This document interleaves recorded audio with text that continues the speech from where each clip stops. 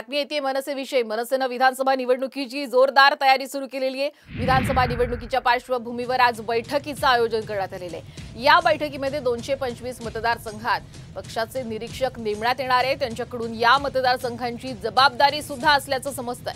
लोकसभा निवडणुकीमध्ये मनसेनं महायुतीला बिनशर्त पाठिंबा दिला होता आणि त्यानंतर आता मात्र मनसेनं विधानसभा निवडणुका स्वबळावर लढण्याची तयारी सुरू केल्याचंही पाहायला मिळतंय। तर आपण पाहतोय विधानसभा निवडणुकीसाठी मनसेनं आता जोरदार तयारीला सुरुवात केलेली आहे। या अनुषंगाने आज होणाऱ्या बैठकीकडे संपूर्ण राज्याचं लक्ष आहे, कारण या बैठकीत 225 मतदारसंघात पक्षाचे निरीक्षक सुद्धा नेमले जात आहेत आणि त्यांच्याकडून मतदारसंघाची जबाबदारी सुद्धा त्यांच्यावर सोपवण्यात आल्याचं सुद्धा कळतंय।